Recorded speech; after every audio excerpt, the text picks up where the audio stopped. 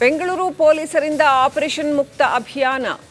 ಅಕ್ರಮ ಬಾಂಗ್ಲಾದೇಶಿಗರಿಗೆ ಪೊಲೀಸರಿಂದ ಮುಂದುವರೆದ ಶೋಧ. ವೈಟ್ಫೀಲ್ಡ್ ವಿಭಾಗದಲ್ಲಿ 1300 ಮಂದಿಯ ದಾಖಲೆಯನ್ನ ಪೊಲೀಸರು ಪರಿಶೀಲನೆ ಮಾಡ್ತಾ ಇದ್ದಾರೆ. 10ಕ್ಕೂ ಹೆಚ್ಚು ಕಡೆ ಶೆಡ್ಗಳಲ್ಲಿ ಪೊಲೀಸರು ತಲಾಶ್ ನಡೆಸಿದ್ದಾರೆ.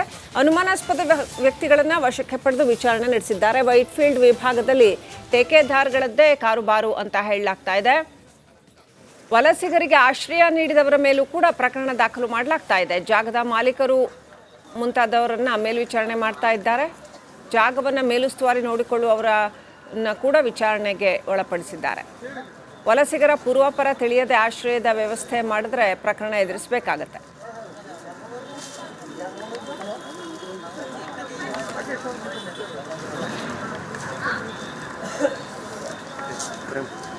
Next update ಪಡ್ಕೊಳ್ಳೋಣ. ಪ್ರತಿನಿಧಿ ಅಭಿಷೇಕ್ ಜಯಶಂಕರ್ ಕನೆಕ್ಟ್ ಆಗಿದ್ದಾರೆ. ಅಭಿಷೇಕ್, ಈ ಅಕ್ರಮ ವಲಸಿಗರನ್ನ ವಾಪಸ್ ಕಳಿಸುವಂತಹ ಕೆಲಸವನ್ನ ಬೆಂಗಳೂರು ಪೊಲೀಸರು ಮಾಡ್ತಾ ಇದ್ದಾರೆ. ಈ ಒಟ್ಟು ಕಾರ್ಯಾಚರಣೆ ಯಾವ ರೀತಿಯಲ್ಲಿ ನಡೆದಿದೆ? ಇದು ಬಹಳ ಮುಖ್ಯ ಆಗುತ್ತೆ. ಯಾಕಂತಂದ್ರೆ ಬೆಂಗಳೂರಿನಲ್ಲಿ ಲಕ್ಷಾಂತರ ಮಂದಿ ಈ ರೀತಿ ಅಕ್ರಮ ಬಾಂಗ್ಲಾ ವಲಸಿಗರಿದ್ದಾರೆ ಅಂತ ಅನೇಕ ಕಡೆಗಳಲ್ಲಿ ಕೇಳಿ ಬರ್ತಾ ಇದೆ. ಸೊ ಎಷ್ಟು ಸ್ಟ್ರಿಕ್ಟ್ ಆಗಿ ಈ ಕಾರ್ಯಾಚರಣೆಯನ್ನು ಮಾಡಲಾಗ್ತಾ ಇದೆ?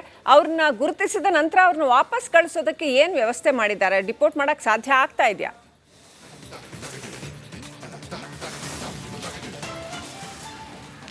ಈಗಾಗಲೇ ಏನು ಆಪರೇಷನ್ ಮುಕ್ತ ಅನ್ನುವಂತಹ ಒಂದು ಅಭಿಯಾನದಲ್ಲಿ ಈಗಾಗಲೇ ಎಲೆಕ್ಟ್ರಾನಿಕ್ ಸಿಟಿಯಲ್ಲಿ 1909 ಜನರನ್ನು ಡಿಟೆಕ್ಟ್ ಮಾಡಲಾಗಿದೆ. ಅದರಲ್ಲಿ 15 ಜನ ಏನಿದ್ದಾರೆ ಬಾಂಗ್ಲಾದೇಶಿಗರು ಅಂತ ಹೇಳಿ ಗೊತ್ತಾಗ್ತಾ ಇದೆ. ಅದೇ ರೀತಿಯಾಗಿ 1300 ಜನರು ವೈಟ್ಫೀಲ್ಡ್ ಪೊಲೀಸ್ ಅಂದರೆ ವಿಭಾಗದಲ್ಲಿ 10 ಕಡೆ ಒಂದು ದಾಳಿಯನ್ನು ನಡೆಸಿರುವಂಥದ್ದು. ಅಂದರೆ ಇಲ್ಲಿ ಈ ಒಂದು ದಾಳಿ ನಿರಂತರವಾಗಿ ನಡೀತಾನೆ ಇದೆ. ಅವರ ಪರಿಶೀಲನೆ ಕಾರ್ಯ ಕೂಡ ಮುಂದುವರೆದಿದೆ. ಇಲ್ಲಿ ಪರಗಣ ಅನ್ನುವಂತಹ ಒಂದು ಗ್ರಾಮಗಳೇನಿದೆ, ಅಂದರೆ 24 ಪರಗಣ ದಕ್ಷಿಣ ಮತ್ತು ಉತ್ತರ ಪರಗಣ ಏನಿದೆ, ಈ ಒಂದು 2 ಗ್ರಾಮದ ಅಂದರೆ ವೆಸ್ಟ್ ಬೆಂಗಾಲ್ನ ಈ 2 ಗ್ರಾಮದಲ್ಲಿ ಇರುವಂತಹ ಅಂದರೆ ಅದಕ್ಕೆ ನಮೂದಿಸಿರುವಂತಹ ಒಂದಷ್ಟು ಕಾರ್ಡ್ಗಳಾಗಿರಬಹುದು ಮತ್ತು ಇನ್ನಿತರ ದಾಖಲಾತಿಗಳು ಆ ಗ್ರಾಮದಲ್ಲಿರುವಂತಹ ವ್ಯಕ್ತಿಗಳು ಅಂದರೆ 24 ಜನ ಸಿಕ್ಕಿದ್ದಾರೆ ಅಂತಲೇ ಹೇಳ್ಬೋದಿದೆ. ಅದರ ಒಂದು ಆಧಾರದ ಮೇರೆಗೆ ಒಂದೇ ಕಡೆ ಇಷ್ಟರ ಮಟ್ಟಿಗೆ ಆಧಾರ್ ಕಾರ್ಡ್ಗಳು ಮತ್ತು ಐಡೆಂಟಿಫೈ ಆದಂತಹ ಒಂದು ಕಾರ್ಡ್ಗಳೇನಿದೆ ಅದು ಸಿಕ್ಕಿದೆ ಅಂತ ಹೇಳಿದರೆ ಅದರ ಪರಿಶೀಲನೆ ಕೂಡ ಈಗಾಗಲೇ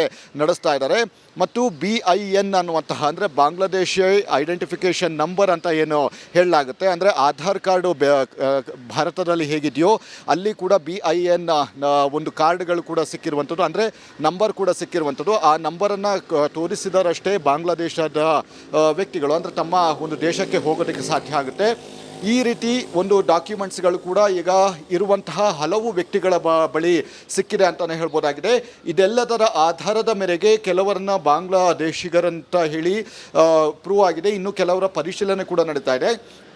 ಈಗ ಸಿಕ್ಕಿಬಿದ್ದಿರುವಂತಹ ಅಷ್ಟು ಜನರನ್ನು FRROಗೆ ಕಳಿಸಿ ಅವರಿಗೆ ಒಂದು ಹಾಜರುಪಡಿಸಲಾಗುತ್ತೆ. ಅಲ್ಲಿಂದ ಗಡೀಪಾರು ಪ್ರಕ್ರಿಯೆ ಏನಿದೆ ಅದನ್ನು ಮುಂದುವರಿಸುವಂತಹ ಮುಂದಿನ ದಿನಗಳಲ್ಲಿ ಮುಂದುವರಿಸುವಂತಹ ಸಾಧ್ಯತೆ ಇದೆ. ಹೀಗಾಗಿ ಸದ್ಯ ಈಗ ಸಿಕ್ಕಿರುವಂತಹ ವ್ಯಕ್ತಿಗಳ ಸಂಖ್ಯೆ ಹೆಚ್ಚಾಗುವಂತಹ ಸಾಧ್ಯತೆಗಳು ಕೂಡ ಇದೆ. ಅಂದರೆ ವೈಟ್ಫೀಲ್ಡ್ನಲ್ಲಿ 1300 ಜನರು ಶಂಕೆಯನ್ನು ವ್ಯಕ್ತಪಡಿಸಲಾಗಿರುವಂಥದ್ದು. ಅಂದರೆ ಅವರು ವೆಸ್ಟ್ ಬೆಂಗಾಲ್ ಕಾರ್ಡನ್ನು ತೋರಿಸಿದ್ರು ಕೂಡ ಅದೆಲ್ಲವೂ ಕೂಡ ಕೆಲವೊಂದು ಭಾಗದಲ್ಲಿ ಕೆಲವೊಂದು ಮಿಸ್ಮ್ಯಾಚ್ಗಳು ಅಂದರೆ ಹೆಸರಿನಲ್ಲಿ ಮಿಸ್ಮ್ಯಾಚ್ಗಳಾಗಿರುವಂಥದ್ದು ಮತ್ತು ಅಲ್ಲಿದ್ದಂತಹ ಸ್ಥಳವನ್ನು ನಮೂದು ಏನು ಮಾಡಲಾಗಿದೆ ಆ ನಮೂದು ಮಾಡಿರಾಗಿರುವಂತಹ ಅಡ್ರೆಸ್ಗಳು ಫೇಕ್ ಆಗಿರುವಂತಹ ಒಂದು ವಿಚಾರಗಳು ಕೂಡ ಗೊತ್ತಿರುವಂತಹ ಕಾರಣದಿಂದಾಗಿ ಅದನ್ನು ಪರಿಶೀಲನೆ ನಡೆಸೋದಕ್ಕೆ ಈಗಾಗಲೇ ಸಂಬಂಧಪಟ್ಟಂತಹ ಅಥಾರಿಟಿಗೆ ಈಗಾಗಲೇ ಕಳಿಸಲಾಗಿದೆ.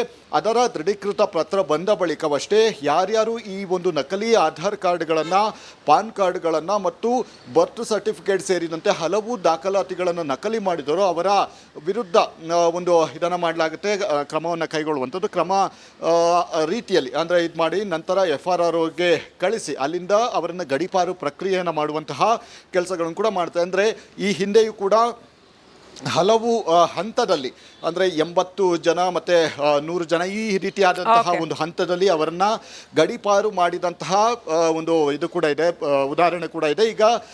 ಈಗ ಸಿಕ್ಕಿಬಿದ್ದಿರುವಂತಹ ವ್ಯಕ್ತಿಗಳ ವೆರಿಫಿಕೇಶನ್ ಕಾರ್ಯ ಮುಂದುವರೆದಿದೆ. Shrilakshmi. Right, thank you Abhishek ಡೀಟೇಲ್ಸ್ಗಾಗಿ.